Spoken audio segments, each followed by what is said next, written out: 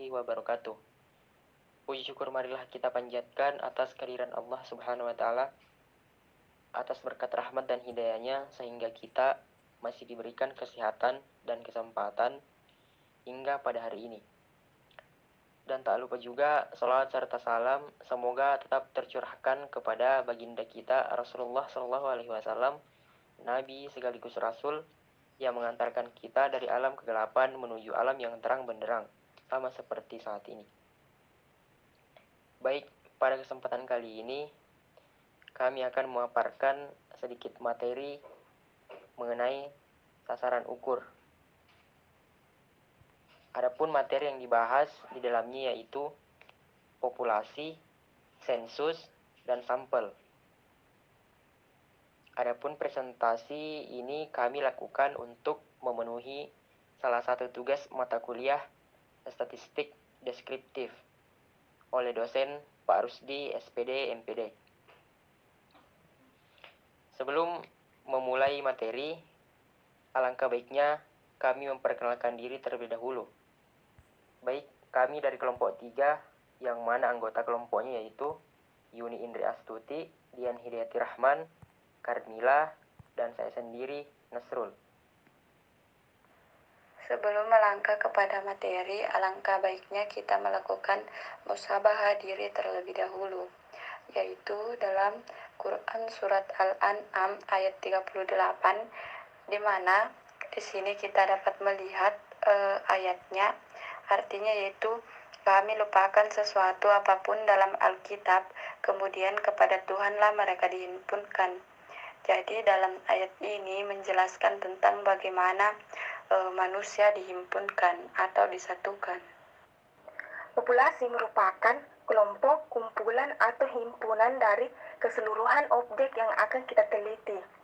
Adapun nilai yang dihitung dan diperoleh dari populasi ini disebut dengan parameter. Pendapatan berbasis populasi sebenarnya sudah dimulai sejak lama, bahkan sejak zaman penjajahan dahulu. Inggris dan Belanda sudah memulai pendapatan lengkap terhadap penduduk dengan mengumpulkan berbagai data seperti nama, jenis, kelamin, tanggal lahir, pekerjaan, dan lain-lain yang akan digunakan dalam perencanaan pembangunan. Kemudian sampel. Sampel merupakan bagian dari populasi yang memiliki karakteristik mirip dengan populasi itu sendiri. Nilai yang dihitung dan diperoleh dari sampel inilah yang disebut dengan statistik. Kemudian, mengapa banyak penelitian menggunakan sampel? Ada beberapa alasan utama mengapa penelitian lebih cenderung menggunakan sampel dibandingkan dengan populasi. Pertama, ukuran populasi terlalu besar, efisiensi biaya, waktu yang lebih cepat, sumber daya yang lebih efisien, dan yang terakhir yaitu penelitian yang tidak mungkin menggunakan populasi. Kemudian, bagaimana kaitan antara populasi dengan sampel? Di mana pada gambar ini kita dapat melihat bahwa di dalam sebuah populasi itu ada sampel, dan seperti yang telah dijelaskan sebelumnya bahwa nilai yang dihitung dan diperoleh dari sampel ini disebut dengan statistik, sedangkan nilai yang dihitung dan diperoleh dari populasi itu disebut dengan parameter. Selanjutnya yaitu contoh penggunaan populasi dan sampel. Contoh yang pertama yaitu contoh populasi, di mana di sini dilakukan pendataan dengan alat ukur tinggi badan kepada 30 siswa, yang mana rata-ratanya yaitu 158,3 cm. Yang kedua yaitu contoh dari sampel, yaitu menghitung 10 siswa dengan rata-rata 157,4 cm. Bila melihat selisih antara parameter dan statistik hanya berkisar antara 0,7 cm saja, tentunya kita bisa lebih memilih sampel untuk menggunakan pengukuran, karena perbedaannya hanya 0,7 cm saja, dan kita hanya memerlukan sampel dari 10 siswa. Jadi dapat mempercepat dilakukannya pengukuran dan pengambilan data. Selanjutnya yaitu sensus. Nah, sensus ini adalah kegiatan mengumpulkan data dan informasi dengan cara mengamati seluruh elemen dari populasi. Nah, dari hasil pengamatan akan diperoleh karakteristik dari populasi itu. yaitu berupa ukuran-ukuran yang disebut dengan parameter. Nah, adapun kelebihan sensus. Yang pertama, hasilnya lebih akurat karena bukan merupakan estimasi. Yang kedua, terbebas dari kesalahan sampling. Yang ketiga, hasil sensus dapat digunakan sebagai kerangka sampel induk untuk kegiatan survei. Nah, terdapat kelemahan sensus. Yang pertama itu biaya sangat mahal. Yang kedua, non-sampling error lebih besar seperti konten error, terlewat atau terhitung ganda.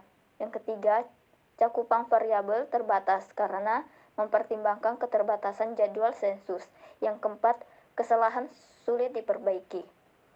Nah, selanjutnya yaitu terdapat kegiatan sensus terbagi menjadi 3, yaitu sensus penduduk, sensus pertanian, dan sensus ekonomi.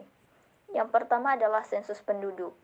Nah, sensus penduduk ini adalah pendataan seluruh penduduk di suatu wilayah pada periode waktu tertentu.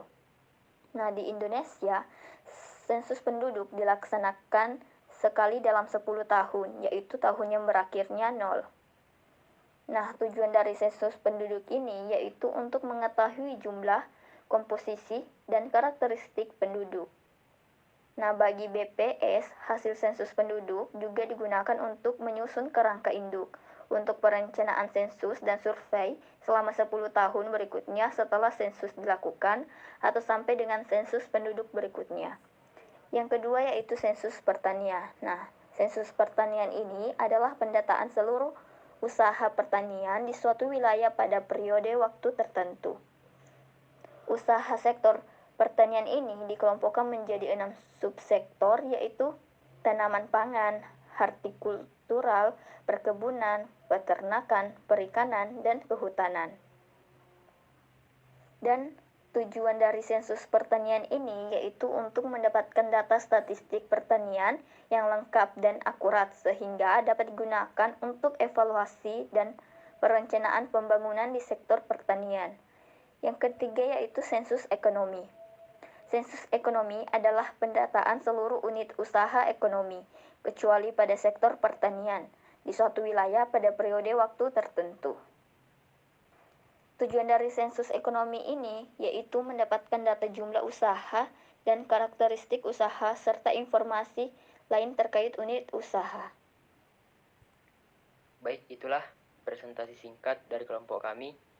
Lebih dan kurangnya mohon dimaafkan. Sekian dan terima kasih. Ingat jangan lupa di like, comment, share, and subscribe.